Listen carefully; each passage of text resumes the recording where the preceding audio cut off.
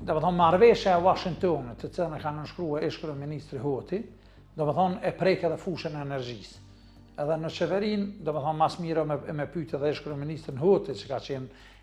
protagonist, do të thonë në atë kohë janë i bisedu për projektet e cilët ka pas me bëj me gazin e lëngshëm, LNG që është Amerika momentalisht të produsin më i madhe aty në gazit, edhe ka qenë projekti që në Alexandropolis të Greqisë, me arë në gasjellë, se cilë ka lënë nëpër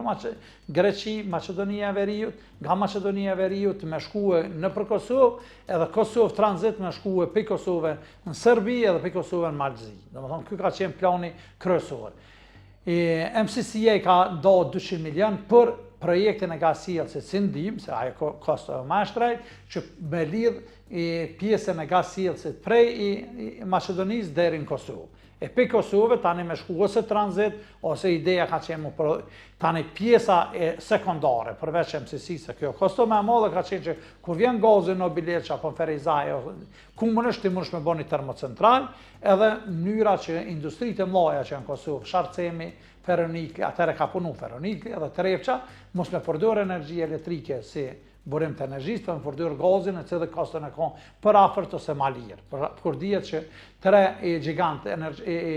industrial Kosovës janë 3 të lirë. Ata nuk e marrin rrymen prej Kekut me çmim 29.5, po e marrin 3 lirë. Edhe kjo gjasoj krizës energjetike, do më thonë, edhe këta këshin përfitu, se kur e ki gasjellësin, mund me përdor gazin për energji. Vitin tetore, përmenet 2022-ës, nitës, do më thonë, qeveria ka refuzu këta. Këndim, se ka thonë, është aja anshtator 2021, kur e thetë kryeministri Kurti, ator që neve nuk na duhet gazi, kur na e kena thënë gjillin, edhe atëherë mjetët që cilat i kanë do MCC-ja, janë dedikue në, do më thonë ka qenë propozim që ato mjetët me shku në rrjet,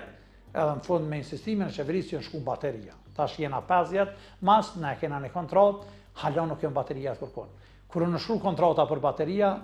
qeveria e Bullgarisë nuk ka pas as